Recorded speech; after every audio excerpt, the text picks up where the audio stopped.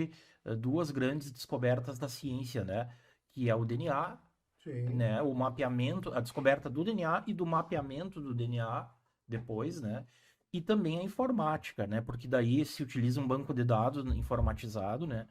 Então, essa junção de duas descobertas da ciência a serviço da investigação e da prova criminal, né?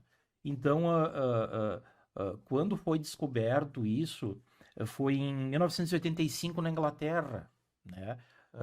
Um professor inglês chamado Alec Jeffreys, ele descobriu que tem partes do DNA, né? Porque assim, ó, de 100% do nosso DNA, só 5%, que são os genes, né? 5% contém aquele kit que a gente transmite para os nossos filhos, né? E que os nossos pais transmitiram para nós, que é metade do pai, metade da mãe, né? Que são as características físicas e tudo mais, que hoje sabemos que até propensões a doenças, né? Então, somente em 5% do DNA estão essas características. No restante, no restante do DNA, os 95% se pensava antigamente que era o chamado junk DNA ou DNA lixo, que não serviria para nada. E depois se descobriu que não é assim, né? Sim.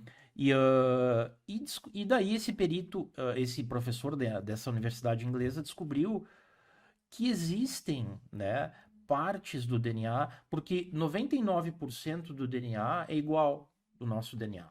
De um para todas as pessoas, 99% do DNA é igual. Só 1%, ali naquele 1% existem sequências que altamente variáveis de uma pessoa para outra. E aí ele se ligou. Disse, olha, quem sabe essas sequências que variam muito,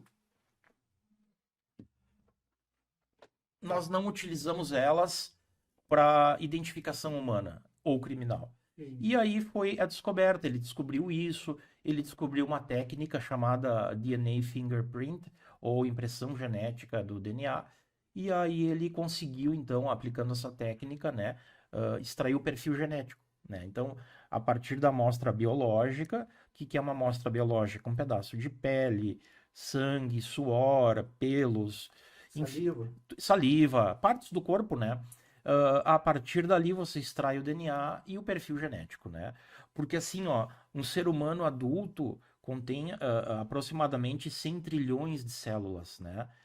E todas provenientes de uma, Uhum.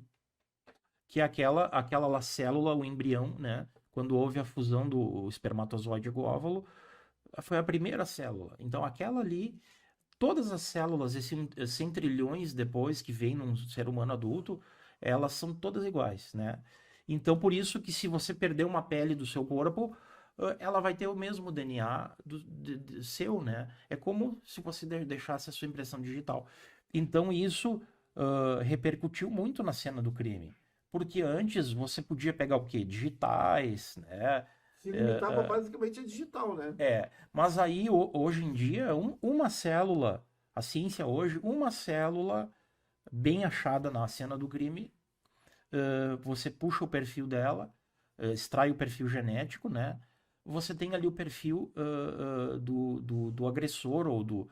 Você joga na cena do crime aquela pessoa, né? Uhum. E como é que funciona?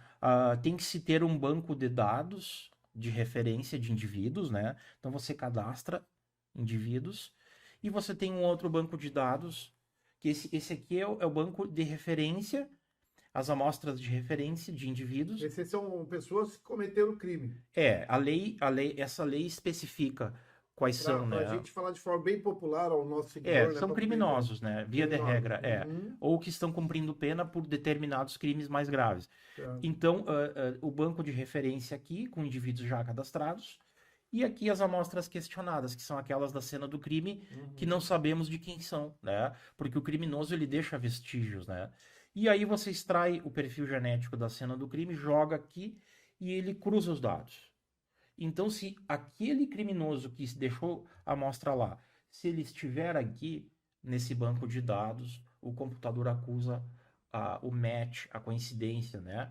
Por exemplo, vou te dar um exemplo, um caso aqui no Um caso Brasil prático. prático. Eu tive no Paraná em 2009, não, 2007 eu tive no Paraná. Fui passear lá por Curitiba, Ilha do Mel, né?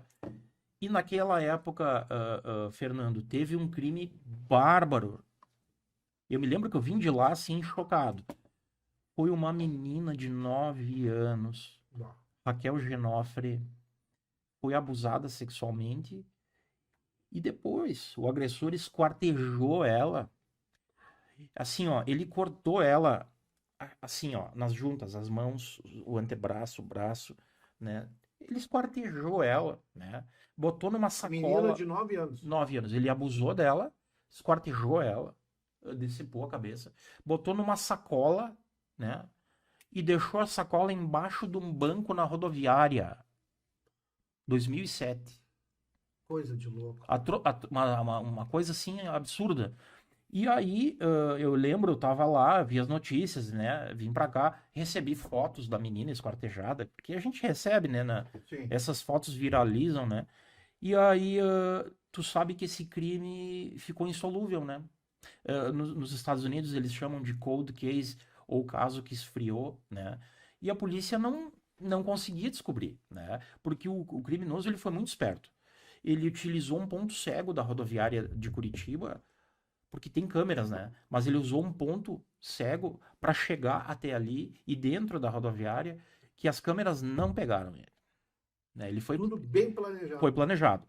E aí, o que que aconteceu em 19?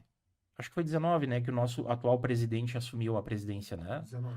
Ele colocou como ministro da Justiça o Moro, né? E o Moro, uma das políticas públicas dele, ele se comprometeu, porque até a chegada do Moro, o nosso banco de referência de criminosos tinha apenas 900 e poucos perfis. Isso aí no Brasil todo. Todo, muito pouco. Mas não, é zero. Zero. E pelos critérios da lei, hoje a gente tem aproximadamente 700 e poucos mil presos no Brasil, entre prisão preventiva e cumprindo pena. Sim. Aproximadamente, né? Pelos critérios da lei, já deveriam estar no banco 90 mil pessoas. Né? E o 90 mil. E quantos 90 nós mil. temos hoje? Quando Aproximado. o Moro assumiu o ministério, tinha 900 pessoas, 900 aproximadamente. Não tinha 1000 ainda. Não. Ele disse, até o fim daquele ano, eu quero colocar 60 mil perfis. E ele colocou 40 mil. 40 mil. Porque, Já foi um salto, né? nossa, Já foi um salto. isso né? em 19. Quando ele fez isso, um presidiário lá acho que é do Tremembé, em São Paulo, deu coincidência, deu match da amostra da cena do crime dessa menina. Dessa menina de 9 anos que foi esquartejada, estuprada e Em 2007. Um 2007. caso que a polícia já tinha jogado a toalha, né? E aí, e ele era um criminoso sexual, né? Assim, Já tinha antecedentes que nem louco. de homicídio, de crimes sexuais, né? E aí o perfil genético dele foi para a cena do crime, né? E ele foi condenado, né? A polícia chegou à autoria graças a isso anos depois, né? Então, em função dessa amostra de DNA colhida no local, na época, na né? época de 2007 lá, né? Acabou lá no ano de 2019, o cara sendo 2020, o cara acabando sendo identificado pelo cruzamento da genética. Salvou o caso, que era um caso que já ia para o esquecimento, né? Já estava rumo à prescrição. A prescrição, né? A prescrição. Teve um caso na E Inglaterra. imagina quantos crimes esse ordinário, esse criminoso deve ter cometido de igual poderio, quem sabe, de estupros, violência contra criança, mulheres, tudo, e não chegou ao conhecimento da polícia. Né? Sem dúvida.